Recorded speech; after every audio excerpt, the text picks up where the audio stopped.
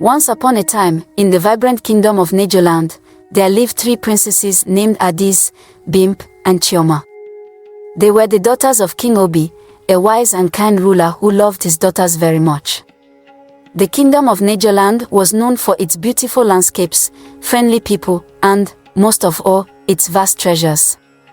Adis, the eldest, was clever but very proud. Bimp, the middle sister, was beautiful but extremely vain. Chioma, the youngest, was strong and spirited but often acted without thinking.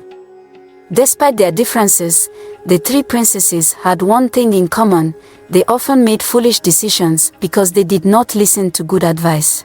One sunny day, King Obi called his daughters to the palace courtyard. He stood before them, holding a golden staff that shimmered in the sunlight. "My dear daughters," he began, his voice both firm and gentle, "I have decided that it is time for each of you to learn some important lessons about life. Tomorrow, you will go on a journey to the great hill of Nagerland. At the top of this hill lies a chest containing ancient wisdom.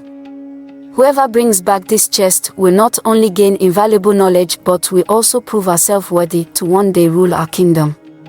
Adis, Bimp, and Chioma were excited. They had always wanted to show their father their capabilities, and now they had the chance. But they also secretly thought it would be an easy task. How hard could it be to fetch a chest from a hill? The next morning, the princesses set off on their journey. They each decided to take a different path to the great hill, believing that their way was the best. Adis took the shortest route, which was a straight path through the thick forest. Bimp chose the path that passed through the village, where she thought she could show off her beauty to the villagers. Chioma, feeling adventurous, chose to climb the rocky path along the river. As Adis walked through the forest, she came across an old woman who was gathering herbs. The old woman looked up and smiled at Adis. "Young princess," she said, "the forest is filled with tricks and turns. I know it well and can guide you through it safely." Adis laughed. "Oh, I don't need any help. I'm smart enough to find my way," she said, and continued on her path, ignoring the old woman's advice. Bimp, walking through the village, received many compliments from the villagers, which made her very happy. An old man approached her with a concerned look and said, "Princess, beauty alone will not protect you on your journey. Let me give you a map that will help you avoid the dangers ahead." But Bimp was too busy admiring her reflection in a pond. "Thank you, but I will be fine," she replied, not even looking at the old man. Chioma, on her rocky path, met a young boy who had been fishing by the river. "Princess, this path can be treacherous. I know a safer route that will still lead you to the great hill," he offered. Chioma, feeling overconfident in her strength, declined.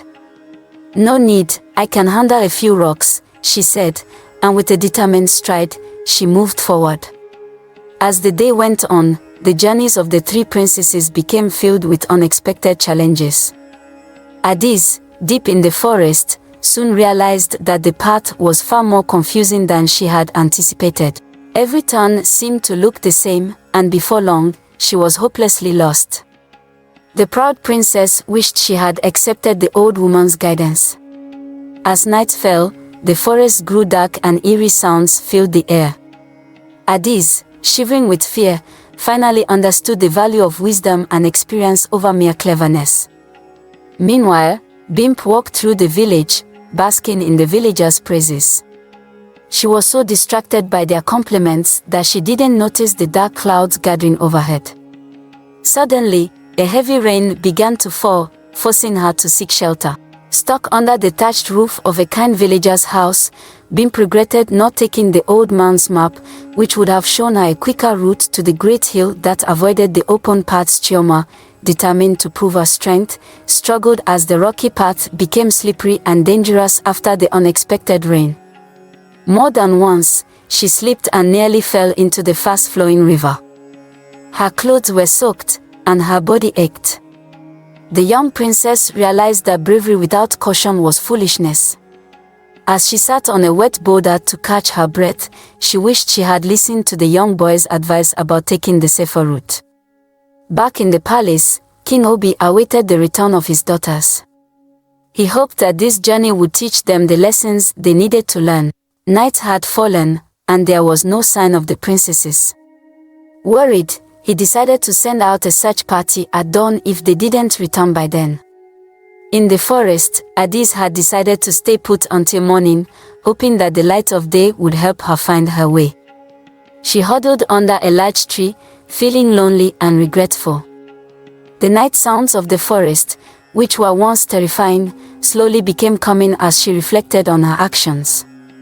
Bimp, still under the villager's roof, listened to the stories of old adventures and misfortunes that the villagers shared with her. She learned that even the most beautiful faces could not smile in the face of real danger without knowledge and preparation. She realized that she had been foolish to rely solely on her looks and the admiration of others to get through life's challenges. Chioma, meanwhile, knew she couldn't stay on the slippery rocks all night. Using all her strength and the lessons from her recent falls, she carefully made her way to a small cave she spotted nearby. Inside, it was dry and sheltered from the wind. As she sat there, her mind raced with thoughts of how her recklessness had almost cost her dearly. She decided that once she got out of this, she would never underestimate nature's challenges again. As dawn approached, each princess, though separately, had come to realize the value of listening and learning from others. They had each faced their fears and learned important lessons about themselves. But their journey was not over yet. The great hill still awaited, and the greatest challenges were yet to come. As dawn broke, Adis, Bimp, and Chioma each began to find their way out of their predicaments using the wisdom they had gained from the previous day's hardships. Adis, once lost in the darkness of the forest, now followed the morning sun peering through the trees, guiding her direction. She carefully retraced her steps, making her way back to the path she had lost. Along the way, she encountered the old woman again. This time, Adis humbly asked for her help. The old woman, with a gentle smile, led her through the forest and showed her the way to the great hill. Bimp, leaving the safety of the villager's house, thanked her host profusely. The old man who had offered her the map approached her once more and, seeing her newfound humility, handed her the map. With gratitude, Bimp followed the map's directions, which led her through safer and quicker routes, avoiding further delays caused by the weather or her previous distractions. Chioma, emerging from the cave, felt renewed. She carefully planned her steps, respecting the terrain and remembering the advice of the young boy she had previously ignored. With determination and a more respectful approach to her journey, she managed to navigate the rocky path safely and finally caught sight of the great hill ahead.